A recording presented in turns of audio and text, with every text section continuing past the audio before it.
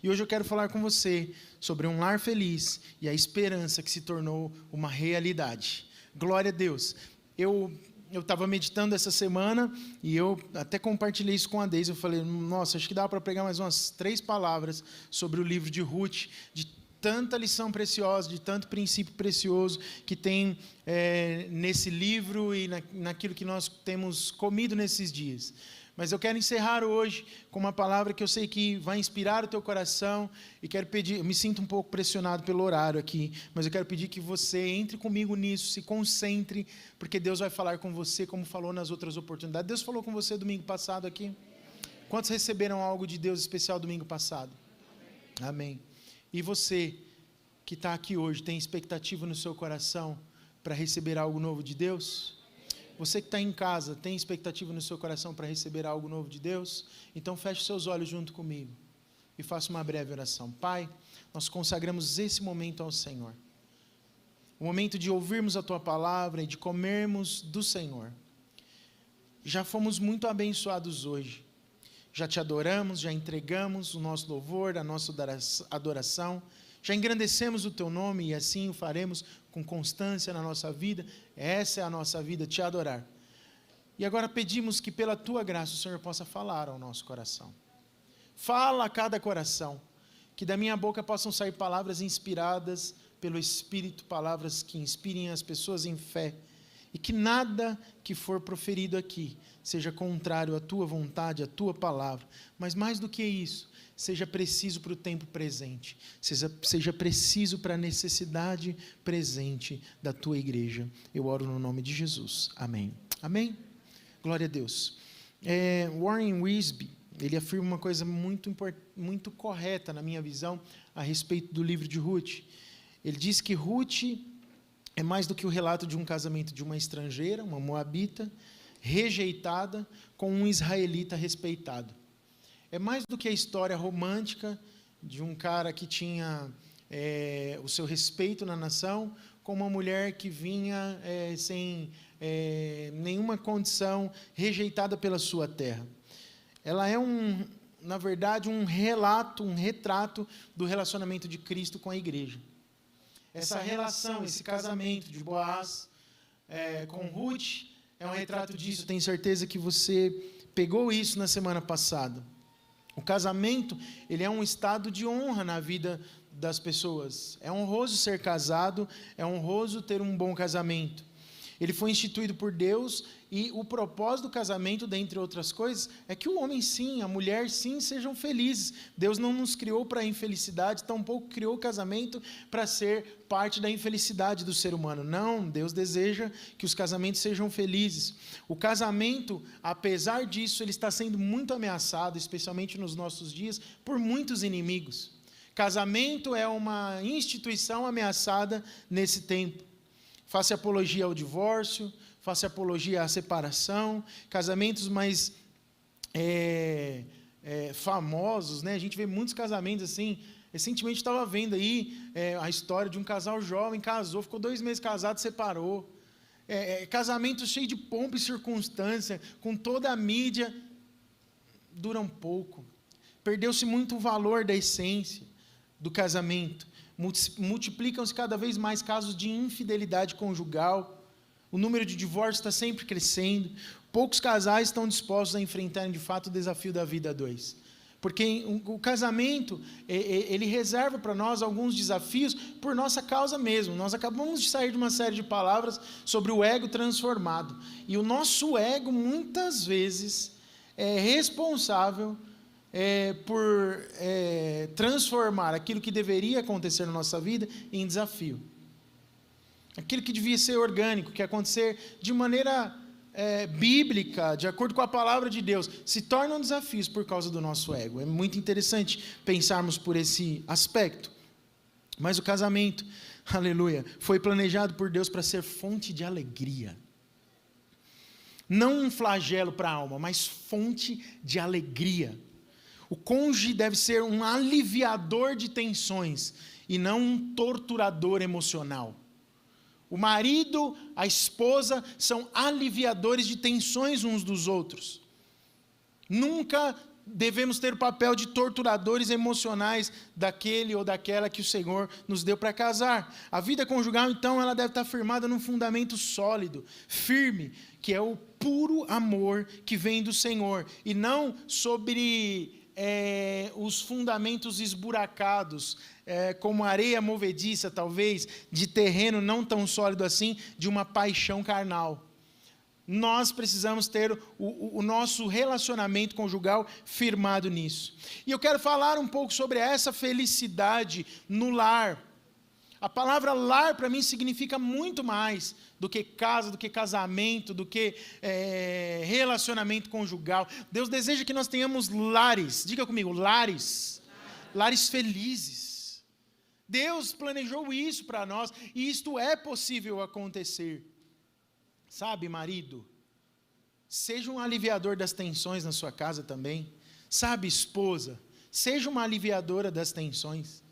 Não fica só no campo da cobrança o tempo todo. Sai de vez em quando com a sua esposa. Se você tem a desculpa da pandemia hoje, usa o artifício de dar uma volta na praça de mão dada com ela. Quanto tempo você não faz isso? Quanto tempo você não fala para sua esposa, vamos dar uma aliviada na tensão e passear na ciclovia da Anhamelo? Mas você pode fazer mais do que isso. Essa semana que passou, eu fui depois de muito tempo, mas olha, fazia tempo. O último filme que eu vi com a minha esposa no cinema foi o Apóstolo Paulo, o Apóstolo de Cristo, que faz tempo. Chegamos na porta do cinema, tinha lá um filme lá dos heróis, como é que é? Guerra Infinita, eu acho. E tinha o do Apóstolo Paulo. Isso foi em 19, né? Aí eu olhei para os meninos, olhei para eles, a gente quer ver o Guerra Infinita. Eu falei, não estou muito afim disso hoje. Eu falei, então deixa eu fazer o meu momento romântico com a sua mãe, vai lá naquela sala, nós vamos nessa. E essa semana nós tivemos a oportunidade de ir ao cinema de novo, relaxar. Só no feriado. Quinta-feira foi feriado. Muita gente antecipou esse feriado, né? O meu eu não antecipei não, lá no dia do feriado que foi antecipado eu trabalhei.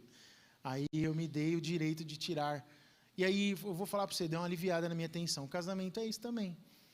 Um dos meninos viajando, o outro com os amigos, fazendo outras coisas. E eu falei, meu Deus do céu, que bom namorar com a minha esposa e aliviar a tensão um pouco, a pressão. Você acha bom isso? Tem 2 pessoas que acham bom. Mas eu quero contar para você que é bom. E que a gente precisa fazer isso. E que a gente não faz isso às vezes. E não percebe o quanto isso está sendo prejudicial na nossa vida. Os jovens devem estar me ouvindo agora. Ontem a gente teve culto de jovens aqui, foi bênção. E pensando, meu Deus, o pastor vai ficar o tempo todo hoje falando para casais. E o que eu vim fazer nesse culto aqui? Você veio receber de Deus. Porque no capítulo 3 de Ruth, tem uma anti-menção àquilo que vai acontecer no capítulo 4, que é propriamente o casamento, o nascimento de um descendente. No capítulo 3, mostra toda essa construção. E eu queria dizer para vocês, jovem, como eu disse ontem, e dizer para a igreja hoje, algo tão precioso que eu li esses dias, que Spurgeon disse pregando para jovens, que ele falou assim, olha, tem muita benignidade de Deus em ouvir hoje, em ser salvo hoje, em ter recebido hoje sendo jovem. É muito benevolente da parte de Deus, é uma grande bênção da parte de Deus, você ter sido salvo jovem. Sabe por quê? Porque você não vai ter os mesmos problemas que os velhos acabam tendo por não terem se convertido antes. Então, quando a gente é esperto e é inteligente com aquilo que está ouvindo e recebendo, a gente começa a perceber as lições a serem aplicadas na nossa vida, mesmo antes da gente estar vivendo aquela situação. Então, se você deseja casar, tem alguém aqui que deseja casar? Diga amém. Meu Deus, hein? Vocês estão desanimados para quem desejam casar. Tem alguém aqui que deseja ter um marido, uma mulher abençoada, cheia do Espírito Santo e construir um lar feliz? Diga aleluia. Aleluia. As lições que nós vamos falar hoje, os princípios que nós vamos olhar hoje servem para os casados apertarem os parafusos do casamento e arrumar algumas juntas que às vezes estão um pouco desajustadas, mas para os solteiros olharem como uma antivisão daquilo que eles podem viver de maneira plena lá na frente. Você não precisa escrever uma história ruim, porque alguém que te antecedeu escreveu uma história ruim. Deus tem te chamado no tempo atual para abrir os olhos do seu coração e mostrar para você que existe um caminho de excelência por meio do Evangelho de Cristo Jesus. E nós queremos ser esse povo. Amém? E a primeira verdade, o primeiro princípio, a primeira lição que o capítulo 3 de Ruth nos ensina, eu quero ler antes os versículos 1 a 5 com você, do capítulo 3 de Ruth, se puder projetar aí para mim. Amém? Vamos ler juntos? Vamos lá. Certo dia, lhe disse: minha filha, tenho que procurar um lar seguro para a sua felicidade. Boaz, aquele em cujas servas você esteja, é nosso parente próximo. Esta noite, ele estará limpando cevada na eira. Lave-se, perfume-se, vista sua melhor roupa e desça para a eira. Mas não deixe que ele perceba você até que tenha comido e bebido. Verso 4. Quando ele for dormir, note bem o lugar em que ele se deitar. Então vá, descubra os pés dele e deite-se. Ele lhe dirá o que fazer. Respondeu Ruth: farei tudo o que você está me dizendo. Glória a Deus. Que lindo, né? Isso dava um filme mesmo, né? Que coisa maravilhosa. Primeiro princípio que eu quero compartilhar com você sobre a felicidade no lar. A nossa felicidade, ela precisa ser construída a partir do lar. É interessante que muitas pessoas buscam a felicidade como sendo um tesouro para ser descoberto no fim da corrida, no final da jornada. Mas a felicidade, ela não tem um fim em si mesma. Ela precisa ser construída a partir do nosso lar. Precisa ser conhecida. A felicidade, ela é conhecida em como você vive, em como se vive a vida, mais do que aonde necessariamente se chega. Pessoas podem chegar mais longe que outras e serem infelizes. Mas pessoas podem desfrutar mais da jornada, sendo felizes enquanto caminham juntos e chegando aonde Deus planejou para se chegar. Muitos buscam uma felicidade fictícia, fantasiosa em lugares errados. No dinheiro, no poder, na fama, no sucesso, nos prazeres naturais. Essas coisas são corruptíveis e corrompíveis. Começou a me dar uma microfonia aqui, não precisava aumentar meu retorno não, estava ótimo, viu? Eu acho que foi isso que aconteceu. Pode abaixar de novo. As pessoas às vezes perdem a alegria do convívio familiar para ter mais dinheiro, para ter mais destaque, para conseguir alguma coisa natural, corruptível, quando nós muitas vezes estamos esquecendo, por causa de coisas naturais, de viver a jornada juntos. Viver a jornada juntos é fundamental. Viver a jornada juntos fala de dividir as tarefas do lar, mas fala de planejar a compra do carro, da casa que quer comprar, de junto comprar uma roupa nova e depois chegar em casa e se divertir provando a roupa e mostrando o que vocês acharam, como é que eu fiquei. Isso é desfrutar da jornada junto. Desfrutar da jornada junto fala de ao sentar-se à mesa, se importar uns com os outros e perguntar como é que foi o dia. E aí, foi tudo bem? Aquilo que você tinha planejado fazer hoje aconteceu, não aconteceu? Por que não aconteceu? Desfrutar a jornada junto fala de uma importância mútua no nosso relacionamento, querendo saber como o nosso próximo está, como a nossa família anda, os nossos cônjuges, mas os nossos filhos, mas também os nossos pais.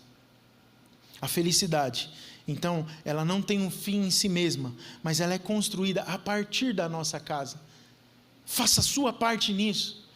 Se o teu ego te impede às vezes de fazer isso, peça para que o Senhor te transforme cada vez mais. Tenha o teu ego transformado para que a tua vida, a tua casa seja um lugar de felicidade. Outra coisa ainda a respeito disso, a felicidade ela não pode ser construída à parte da família, separado da família. Não tem como. Muitos buscam construir sua felicidade sobre a ruína da infelicidade alheia. As pessoas estão equivocadas muitas vezes na sua busca por felicidade. As pessoas buscam uma felicidade egoísta, uma felicidade no pecado, uma felicidade que custa às vezes o casamento e os filhos, como foi o caso de Elimeleque. A felicidade distante de Deus, a felicidade afastada. Olha, às vezes você começa o seu afastamento de Deus se afastando da sua comunidade de fé, se afastando do corpo de Cristo, deixando de ir à sua célula, deixando de vir aos cultos, e se envolvendo cada vez mais com a sua Moabe. Por quê? Porque é aquilo que te convém naquele momento. E em Moabe, eu vou dizer uma coisa para você, tem muito mais chance de pecado do que em Belém, na casa do pão. E quando você não presta atenção nisso, você está buscando a felicidade à parte da família, e não no seio da sua família. Não faça isso. O pecado não compensa. O prazer que o pecado oferece tem cheiro de enxofre. É algo terrível. A morte está presente no DNA do pecado. Assim como é impossível colher figos de um espinheiro, também é impossível experimentar verdadeira felicidade no pecado. Não tem coisa boa para ser colhida no pecado. Nenhum sucesso vai compensar o fracasso da nossa família. E mais uma coisa ainda a respeito dessa felicidade no lar, que deve ser vivida e construída.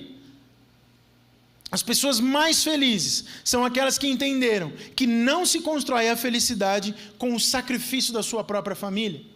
Não vale a pena sacrificar a família achando que pode ser feliz. Eu posso citar alguns exemplos de ampação, vou dizer aqui para você. Ló buscou na riqueza e levou a sua família para Sodoma. Lá ele perdeu não só as suas riquezas, mas perdeu toda a sua família. Essa foi a vida de Ló, buscando nas riquezas e numa posição melhor. Ele perdeu toda a sua família. Davi, para satisfazer um desejo sexual proibido com Batseba, o que ele faz? Ele afunda a sua família num mar de sangue. Nós lemos recentemente Samuel, 1º e 2º Samuel. Que terrível. O ódio do seu filho só cresce ao ponto do filho que matou o outro filho, que foi usurpador, estuprador da própria irmã, só cresceu ao ponto de ele querer roubar o reino do pai. Que coisa terrível, enquanto ele estava inebriado numa mente pecaminosa. Essa foi a história de Davi, enquanto ele buscou o prazer no pecado, enquanto ele não se preocupou com a família, e acabou querendo construir a sua felicidade, sacrificando a própria família. Salomão, na busca de felicidade em seus múltiplos casamentos, tinha 1000 mulheres a seu serviço, perdeu o seu coração e sua fé genuína em Deus. Esses dias eu li um comentário a respeito de Provérbios, falando a respeito do rei Salomão, e ele chega à conclusão de que tudo que era natural e que ele podia ter, que ele teve, mulheres, dinheiro, riqueza, melhor roupa, tudo aquilo era vaidade e nada tinha valor nenhum. Viver a vida então na busca dessas coisas não vale a pena, a sua família é mais importante. O ser humano, a alma da pessoa que Deus colocou perto de você é mais importante. Isso serve para você, filhos, filhas, vocês que muitas vezes têm que lutar na contramão daquilo que seria lógico, sendo a coluna dentro de casa. Eu vou dizer para você, você que tem feito isso e que tem sido isso na sua casa, sinta-se um privilegiado. A graça te alcançou primeiro. Se a graça te alcançou primeiro na sua casa, você pode ser a coluna de Deus, quem Deus planejou para a salvação de toda a sua família. Eu tenho um testemunho vivo disso aqui entre nós hoje. A minha mãe, uma filha, a primeira filha de uma família a se converter. Na verdade, eu diria que das duas famílias praticamente. Mas na casa dela, os pais odiavam crentes, não gostavam de crentes, eram altamente religiosos. Seus irmãos, muitos deles perdidos.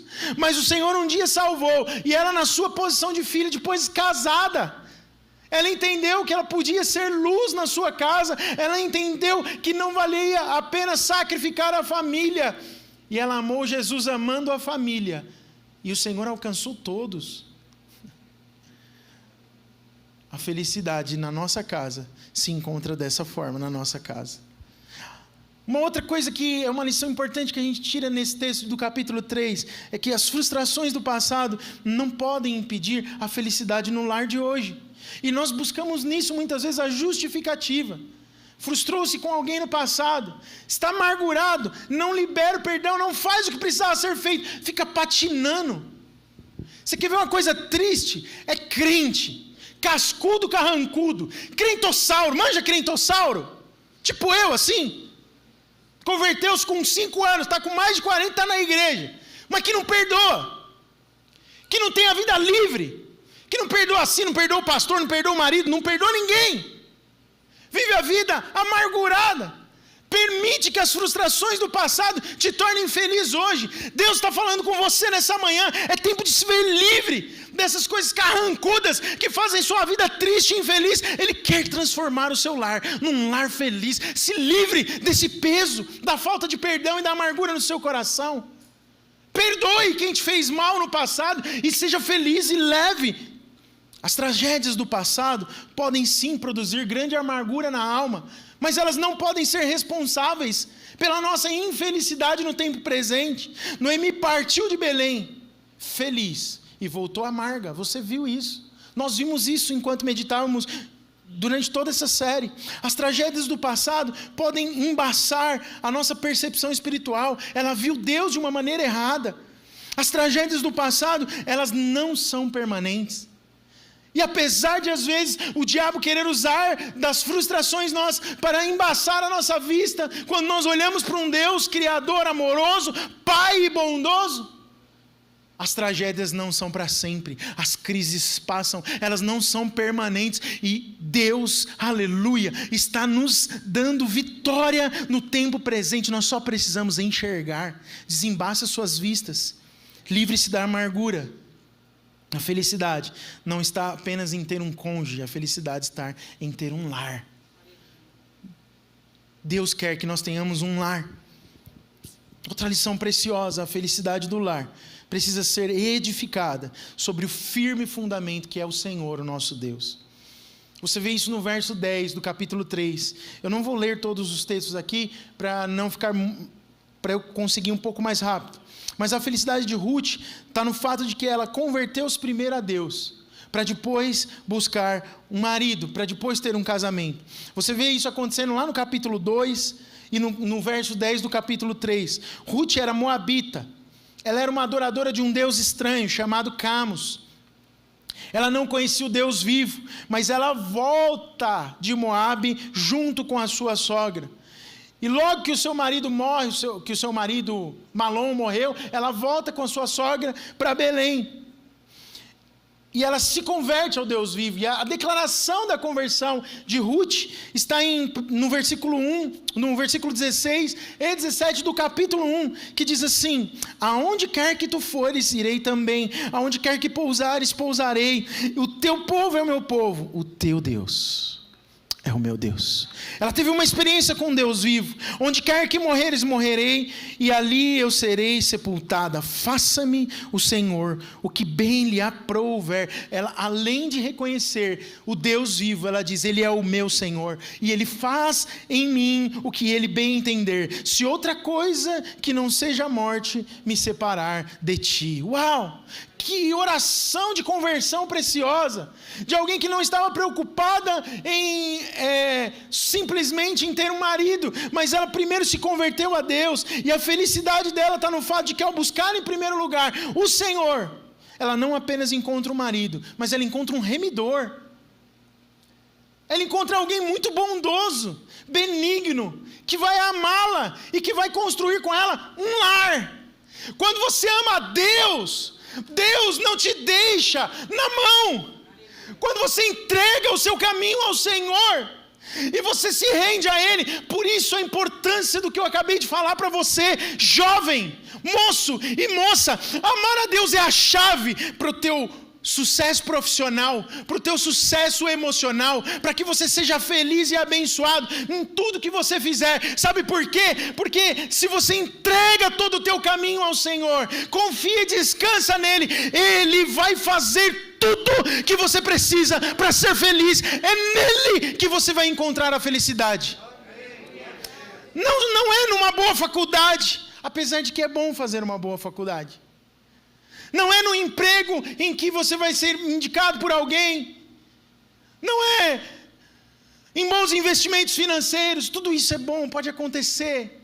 Mas eu quero dizer uma coisa para você. Se você entrega tudo ao Senhor, Ele te conduz para estes caminhos de bênção na sua vida. Como eu vejo lares sofrendo porque não entregaram tudo a Deus. Mas é tão bom que Deus é um Deus de segunda, terceira, quarta, quinta, sei lá quantas chances Ele nos dá. E que se você reconhece o seu erro e se arrepende, Deus vai estar sempre de braços abertos, te amando e dizendo: vem por aqui, porque tem um caminho de excelência para a sua felicidade. Boaz, ele foi para Ruth o quê? Um levir, um remidor. A lei de Moisés que requeria o quê? Que se um homem morresse e deixasse uma mulher sem filhos, que um parente próximo pudesse casar com ela. Perpetuando o quê? O nome da família, assim. Então Boaz, ele era o parente próximo de Elimeleque. Então ele estava qualificado, mas mais do que estar qualificado, Deus prepara para ela um marido que queria muito aquilo. O importante nessa história, além disso, é que ele tinha qualificação para ser, mas além de qualificado, ele desejou casar-se com ela. Não é igualzinho a gente com Cristo? Jesus foi o cordeiro qualificado. Eu não vou entrar na palavra de domingo passado, mas essa é uma das coisas que mais enche o meu coração. Jesus, ele é o cordeiro qualificado, perfeito, não tinha erro nele, ele tinha toda a qualificação, e se tornou nosso parente próximo, se fazendo homem, não teve por usurpação ser igual a Deus, veio à terra, viveu como nós, para que pudesse ser o único homem e Deus ao mesmo tempo, para ter a qualificação de ser o nosso remidor, e não só qualificado, Ele me amou e Ele te amou, aleluia. Ele me escolheu, Ele te escolheu. Ele desejou casar-se comigo e casar com você. E está chegando a hora das bodas. E o meu coração borbulha em dizer: ora vem, Senhor Jesus, Maranata. Obrigado por ser escolhido. Quem ama a volta de Jesus aqui, diga amém. Aleluia. Isso vai acontecer.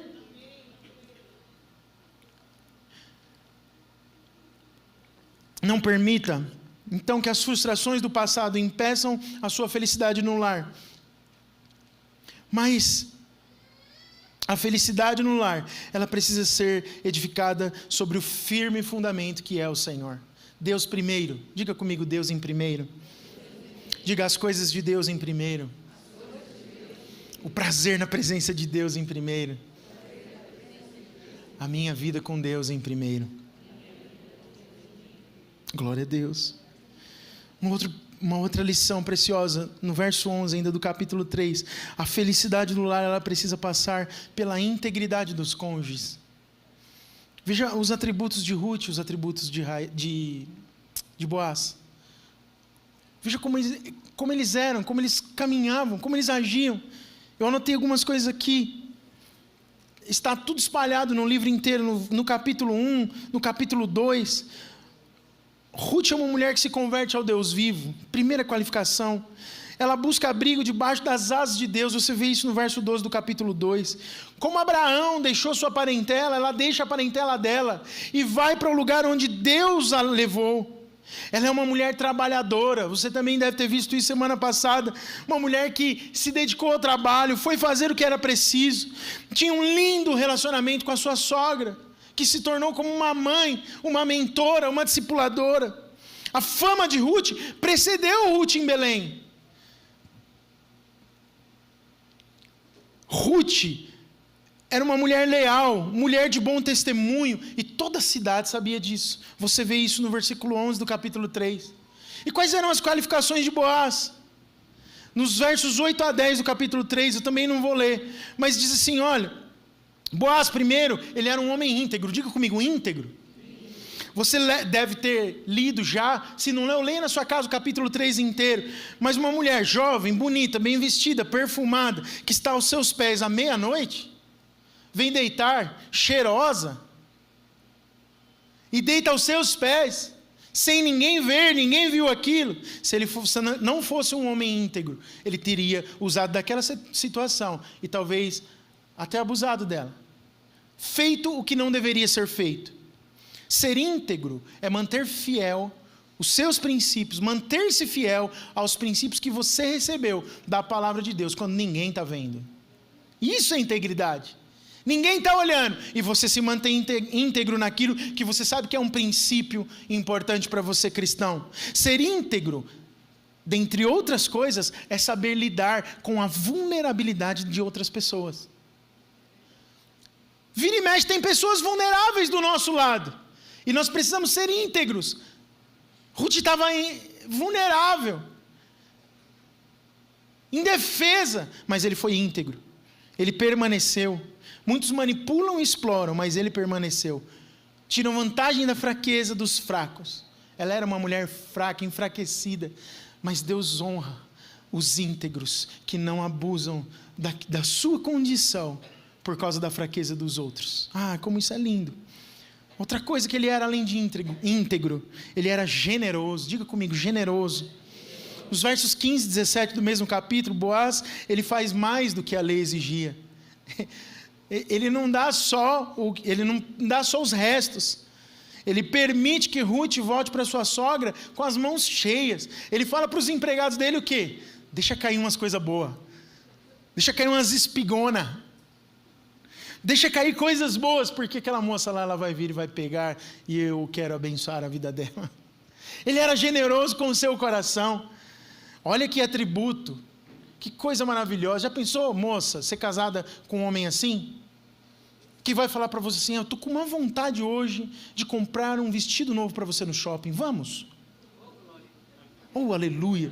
Você vê que as irmãs casadas já tem mais revelação disso, né? Tira essa coisa da sua cabeça de que eu vou ser independente e eu mesmo compro minhas coisas, eu lá vou precisar de homem. Não tem muito esse discurso hoje em dia? Posso falar uma coisa? Você vai sim. Precisar de um homem. E mulher, precisar de um homem é uma bênção. Mas posso falar para você, homem, você precisa de mais de uma mulher. Aí tem umas irmãs que tem mais revelação da segunda parte, né? Fala papai. Nós precisamos uns dos outros. E nos despojar do nosso ego faz ter revelação disso de maneira mútua. É tão bom. Agora, quando você tem no casamento um marido generoso, que abençoa, que dá mais do que a lei exige. A gente precisa dar mais do que a lei exige, mais do que os holofotes podem mostrar. Nós precisamos ser generosos de fato. Foi isso que Boaz fez. Além disso, no verso 12 e 13, a gente vê que ele era um homem leal. Ruth pediu o quê? Que ele fosse o seu remidor. Ele foi honesto e disse, olha, tem um parente mais próximo do que eu. E eu não posso ser desleal com ele. Eu preciso conversar com ele à frente de algumas testemunhas e depois que, se ele abrir mão, eu assumo o meu papel de remidor. Não foi isso que ele fez? Tinha muita integridade no coração desse homem. Para prefigurar Cristo, né? Que coisa preciosa. E ele vai lá. E depois que o remidor primário, que era o parente mais próximo de Elimeleque, abre mão, aí sim ele assume o seu papel como um homem íntegro, generoso, aleluia, e leal que ele era. Homens, nós precisamos ser íntegros, generosos e leais. Jovem, aprende isso agora. Filhos, não importa se você tem 11, 12 anos de idade, aprenda isso hoje. Você precisa ser íntegro. Íntegro é saber que os princípios valem mais do que a escuridão que tampa aquilo que os outros não veem o que você faz. Você precisa ser generoso e entregar com generosidade. Abençoe sempre. E você sendo generoso na sua maneira de viver enquanto solteiro, você vai ser um abençoador na sua casa. Generoso com os seus filhos, generoso com a sua esposa. Mas você precisa também ser alguém leal. Seja leal, leal ao Senhor, leal à sua palavra, leal à lei do Senhor. Nós precisamos ser leais. Lealdade, aleluia. Uma vez eu ouvi um pastor falando sobre isso. Prefira os leais do que os que fazem muito. Às vezes você tem alguém tão competente, mas desleal, e aí perde todo o valor. É melhor você ter alguém que não é tão competente assim, mas seja leal, porque você sabe que vai caminhar com você dentro dos princípios. Quero falar de mais duas coisas, mais duas lições extraídas do capítulo 3. Meu Deus do céu, minha hora foi, hein? A felicidade do lar precisa passar pelo cuidado da beleza interior e da beleza exterior. Nós lemos isso. Ruth, ela cuida da sua beleza interior. Vimos no verso 11. Ela era uma mulher conhecida na cidade. Ela chega na cidade conhecida, mulher íntegra, mulher virtuosa. Toda a cidade do povo de Belém sabia quem era ela, leal à sua sogra. Mas ela cuida da beleza exterior também. É importante isso, mulheres. É importante você, como disse Pedro em sua carta de 1 Pedro no verso 3, e também como disse Paulo a Timóteo, ensinando e discipulando os irmãos e a igreja, falando que o mais importante não eram os atavios ou os adereços externos. E não há uma repreensão no texto bíblico, tanto de Pedro quanto de Paulo, dizendo não usem, não façam. Mas ele disse, é mais importante o que está dentro. É mais importante que você seja por dentro bela, por dentro amável, por dentro leal, porque isso vai se exteriorizar na sua maneira de viver. A preocupação deve ser primeiro com o interior, mas você também deve se preocupar com o exterior. E quando você vê sua mulher bonita e bem arrumada, cheirosa, você, por favor, homem, elogie a sua mulher, e eu te dou a chance de ouro agora de ter um bom domingo. Fala para ela, amor, você está linda hoje. Se você está com a sua mulher do seu lado, que aleluia. Faça um domingo feliz. Amor, você está linda. Vou fazer publicamente aqui, né? Que aí estou com um privilégio. Glória a Deus. Deus é bom. E nós precisamos olhar para isso. E mais uma lição: a felicidade do lar passa pela obediência a sábios conselhos. Eu concluo o capítulo 3 aqui. A felicidade passa pelo mentoreamento de pessoas mais experientes. É importante ouvir. É importante saber que alguém já caminhou por aquele caminho e pode te ajudar. Noemi, então, ela se tornou uma conselheira de Ruth. Alguém que falou, vai lá, faz isso, faz aquilo. E aí no final do verso 5 que nós lemos, o que ela diz? Tá bom, tudo que a senhora falou, eu vou fazer. Eu vou lá, eu vou me ataviar, eu vou passar o perfume, vou tomar banho, ficar cheirosa, escovou o cabelo, foi no salão de cabeleireira, fez escova, fez as unhas, ficou linda. Noemi era uma mulher experiente, ela tinha vivido com 3 homens por anos da sua vida. E ela sabia como uma mulher deveria se portar. Jovens, mulheres jovens, ouçam das mulheres mais velhas a maneira de se portar em tudo, no vestir-se e no comportamento. Procura essas pessoas com amor. Você sabe que discipulado também é um pouco disso. Você ter referência em alguém e olhar a vida de Deus fluindo na vida de alguém e querer aquilo para você. Isso é comer daquilo que a pessoa come, é beber do que ela bebe.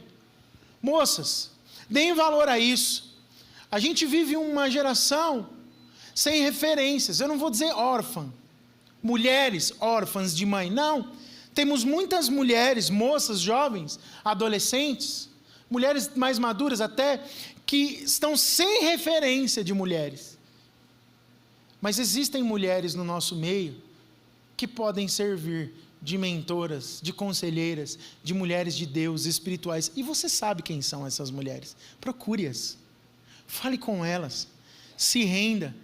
Diga, tenha coragem, fala o que você acha da roupa que eu uso, o que você acha do que eu posto na internet, o que você acha do meu comportamento, do meu relacionamento, o que você acha de mim? Tem alguma moça aqui que pode dizer amém, dizendo que concorda e que tem disposição de fazer isso? Diga amém aí, deixa eu ver. Eu disse só as moças, viu? Tem um pessoal casado aí. Glória a Deus, porque tem muita moça casada.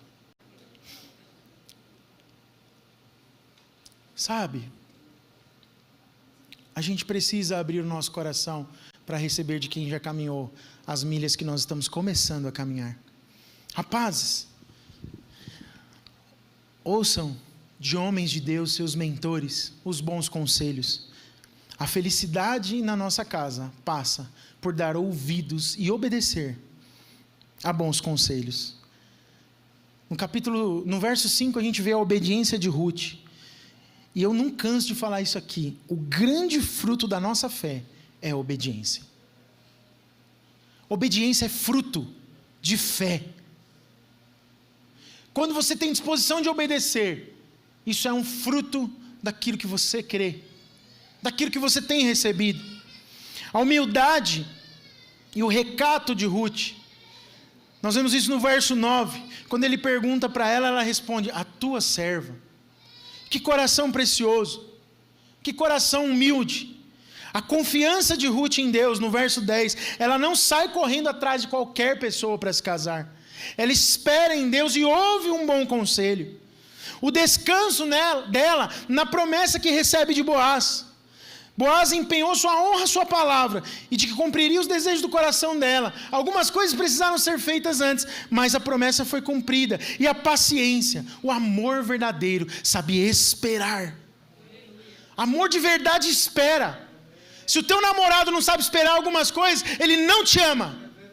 Se a tua namorada não está sabendo esperar algumas coisas, ela não te ama. Amor de verdade espera. E no capítulo 4, nós vemos a realidade de uma esperança que é toda narrada no capítulo 3. Eu vou passar bem rápido para concluir. 3 coisas são narradas no capítulo 4. O resgatador, o resgate do verso 1 a 9. Um casamento e um descendente. Nós já ouvimos sobre o resgatador, mas eu quero falar com você sobre o casamento. Nos versos 10 e 12 você vê algo precioso, mas eu quero só destacar nos pontos aqui. Primeiro, o casamento deles, de Boaz e Ruth, foi um casamento providenciado por Deus. Aleluia. Já falei muito sobre isso. Foi um casamento precedido por um belo relacionamento. É muito gostoso quando você vai para um casamento depois de ter tido um relacionamento gostoso, saudável em Deus. E nunca é tarde para começar, sabia? Nunca é tarde para começar. Às vezes você pode se sentir acusado, às vezes em débito. Olha, eu quero dizer, Jesus já pagou a conta na cruz. E você pode viver de acordo com o que Jesus pagou por você. Arrependa-se e viva. Foi um casamento público. As pessoas hoje em dia dizem, não, basta unir as escovas de dente. Mas Boaz fez questão de casar diante das testemunhas. Casamento nasceu para ser algo público, visto, público, legal. As pessoas precisam ver aquela declaração de aliança entre um e outro. Foi um casamento proposital, tinha propósito, é isso que eu quero dizer aqui. Qual era o propósito do casamento? Suscitar descendência de Malom, em última instância de Elimeleque. E é muito interessante, a intenção principal de um casamento levirato, porque Boaz foi um levir para Ruth, era isso, suscitar a descendência. Os nossos casamentos precisam ter propósito. Nós precisamos saber de onde estamos indo, para onde queremos chegar. Ali tinha um propósito específico. Casamento é para isso? Casamento é sobre isso? Só ter filhos e multiplicar? Não. A história é muito mais abrangente. Nesse caso, foi esse o motivo, mas você vê que se abrangeu muito. Lindo, Boaz vai além da lei. Mas nós estamos debaixo de um amor, de uma graça insondável, que nos possibilita viver muito mais, mas nós precisamos ter clareza do propósito do nosso casamento. Jovem, moço, moça, irmão, irmã, casados, aleluia. Qual é o propósito do teu casamento? Para que vocês estão casados? Ou para que vocês querem casar-se? Ou para que você está querendo um relacionamento com alguém?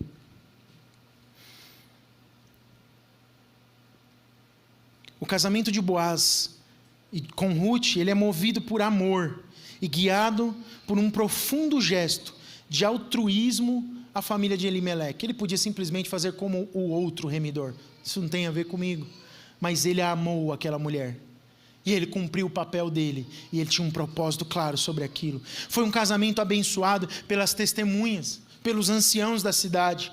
Olha só que interessante. Eles deram 3 bênçãos, oraram por 3 bênçãos no versos 11 do capítulo 4. Que ela fosse uma mulher fértil, que ele fosse um homem próspero e que Boaz fosse como a casa de Perez.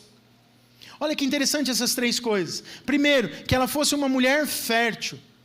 Alguns estudiosos dizem que Ruth também teve problema com a esterilidade, porque Obed nasceu há mais ou menos 10 anos depois que eles se casaram. Isso são suposições, não está escrito na Bíblia. Mas demorou 10 anos aproximadamente para que Obed, o filho, nascesse.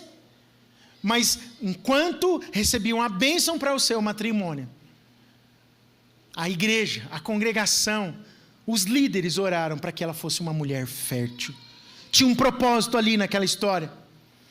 Eles oram para que ele fosse um homem próspero, e nós já falamos muito sobre isso, mas oram para que ele fosse como a casa de Perez. Perez foi filho de Judá, ancestral de Boaz. Perez da tribo de Judá.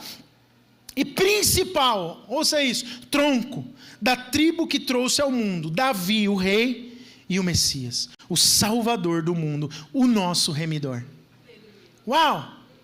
Quanta sabedoria envolvida em uma sentença num versículo. Que ele seja como a família de Perez. Que ele seja a continuidade do tronco daquele que remiu hoje uma desamparada, rejeitada, abandonada, sem marido e sem perspectiva de futuro. Que ele seja o tronco, parte da continuidade do projeto de Deus, de trazer o Messias ao mundo para ser o meu e o seu remidor. Uau, irmãos, que coisa linda! Que coisa preciosa! Deus, e bendito é o guerreiro que enche a sua aljava dessas flechas chamadas filhos.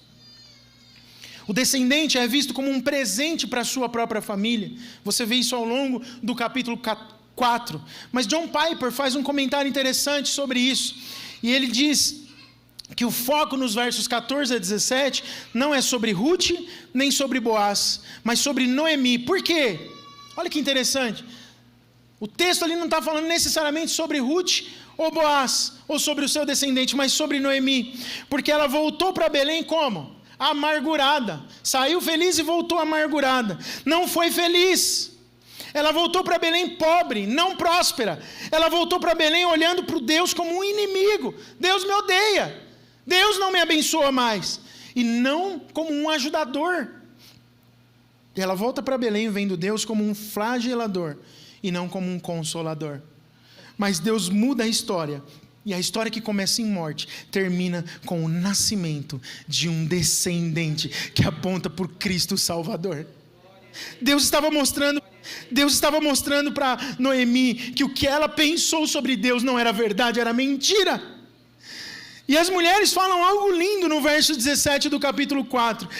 Olha só o que diz o verso 17. As vizinhas lhe deram nome dizendo: a Noemi nasceu um filho. Não foi a Ruth. A Noemi nasceu um filho e lhe chamaram Obed. Este é o pai de Jessé, pai de Davi. Que coisa linda! Olha a restauração completa que Deus faz para uma família, um lar, um ambiente de felicidade. Deus amarra todas as malhas da nossa história, mesmo que a gente não consiga entender em algum momento. Deus está trabalhando. É por isso que Jesus disse: o meu Pai está trabalhando, e agora Ele está trabalhando. Eu quero dizer para você, Deus está trabalhando na sua história, e agora mesmo Ele está trabalhando. Tem alguma coisa acontecendo que toca a sua história e a sua família nesse exato momento, porque Deus não descansa, Ele trabalha. Aleluia. Se tivermos mais paciência para esperar o tempo oportuno de Deus, nós vamos ver que Ele trabalha por nós e não contra nós. Outra coisa interessante a se destacar sobre esse descendente: o descendente, ele cresce numa família onde reina amor e harmonia. Ruth ama sua sogra, ela lhe é melhor do que 7 filhos, está lá no verso 15. Olha, essa mulher, ela amava a sogra. Quem ama a sogra, diga glória a Deus. Glória a Deus. Sua sogra é uma mulher de Deus, glorifique a Deus por isso.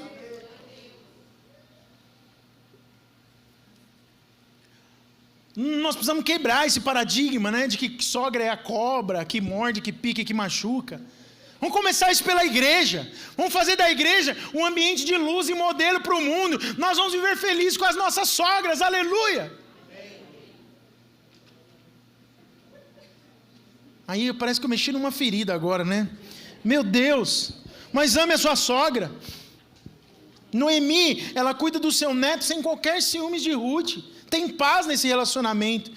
E o descendente traz para o mundo uma semente abençoada. Eu quero concluir essa parte do descendente dizendo isso para você, para ficar muito claro e muito firmado o que Deus fez. O livro de Ruth termina com uma curta genealogia que liga Perez, filho de Judá, com Davi, passando por Obed, filho de Ruth e de Boaz, que torna-se pai de Jessé e que se tornou, por sua vez, pai de Davi, o rei de Israel. Entendeu? Perez, Boaz, Obed, Jessé e Davi. E é muito interessante que as 10 pessoas cuja genealogia é registrada nos últimos 5 versos de Ruth, elas são encontradas lá em Mateus 1, 3, 6, quando fala-se da genealogia de Jesus. Em Mateus 1, versos 3 a 6, você encontra os mesmos 10 nomes que estão escritos aqui no capítulo 4 de Ruth. Isso não é lindo? Quanto tempo depois isso foi escrito? A questão não é sobre quanto tempo foi escrito. A questão é que na eternidade foi planejado por um Deus perfeito, que faz coisas perfeitas. Eu quero ler uma coisa aqui para você. Desse modo, o livro de Ruth nos ensina que o propósito de Deus para a vida do seu povo, preste atenção nisso, é conectado com alguma coisa maior do que nós mesmos. O propósito de Deus para a vida daqueles que são seus é conectado com alguma coisa que é maior do que você mesmo. Deus deseja que saibamos que, quando andamos com Ele, a nossa vida sempre significa mais do que pensamos que ela significa. Para o cristão, sempre haverá uma conexão entre os acontecimentos ordinários da vida e a estupenda obra de Deus na história. Os acontecimentos ordinários da minha e da sua vida. Olha, eu vou te falar uma coisa que eu acredito demais, acho que é das que eu mais acredito sobre a minha vida.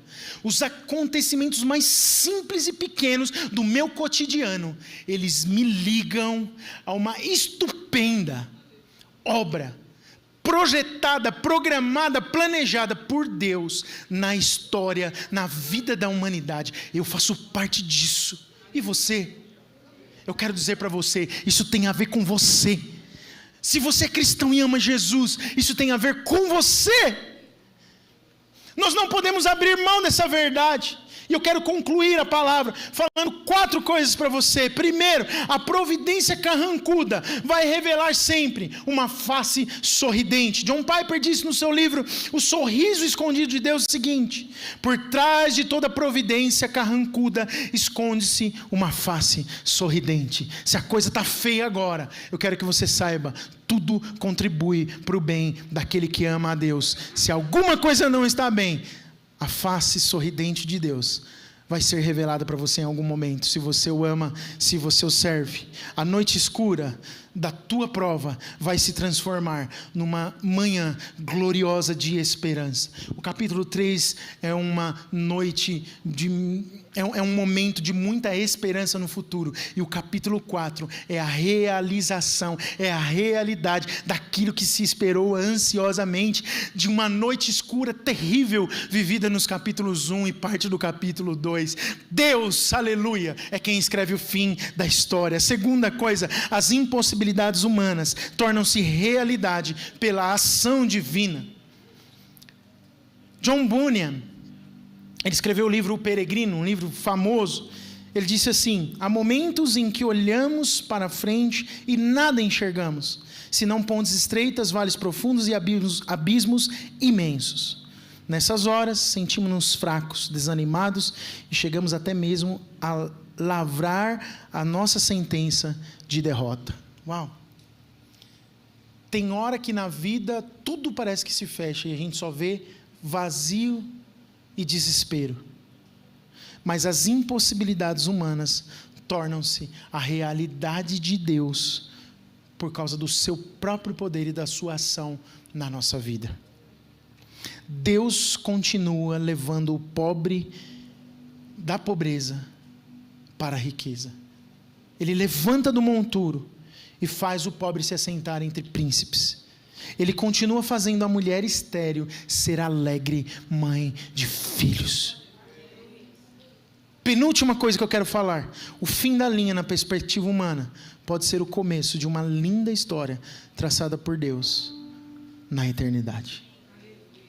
Se você achou que o fim da linha é agora, talvez na perspectiva de Deus esse seja o início de uma grande história que Ele mesmo planejou na eternidade para você. Deus tinha um plano perfeito, traçado na eternidade, que estava se desenrolando, e nesse plano, Noemi, ela se ergueria como protagonista de uma linda história, que começou com a morte de toda a sua família, menos ela, e que sobrou só 2 noras, mas que Deus restaura, e faz tudo que eu acabei de falar para você aqui. E por fim, nenhum sucesso é final, e nenhuma derrota é fatal. Pense nisso. Nenhum sucesso é final e nenhuma derrota é fatal durante a nossa vida.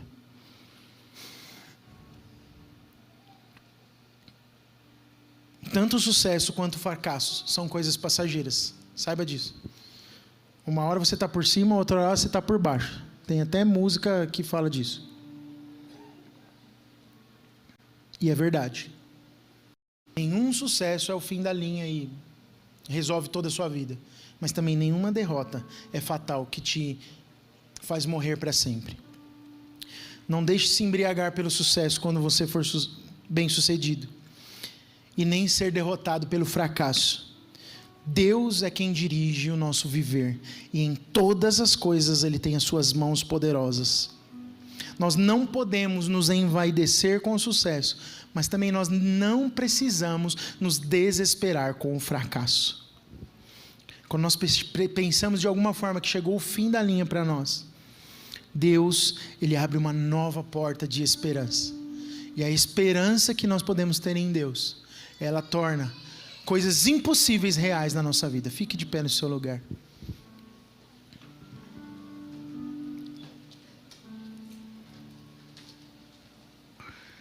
Aleluia.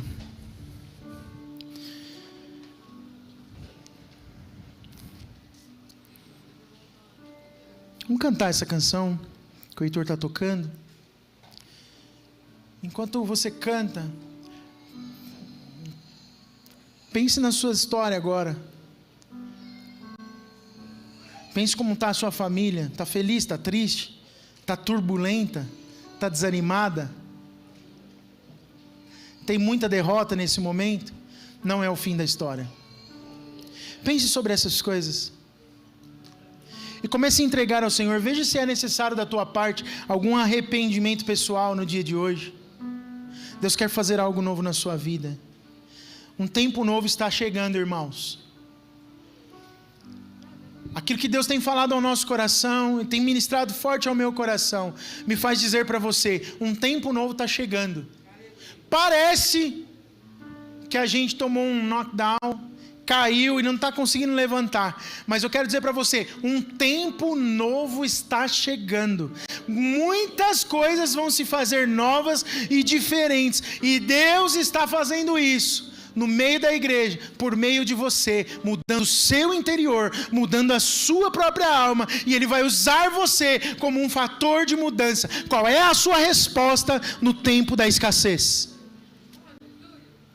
Posicione-se diante de Deus agora. Vamos adorar.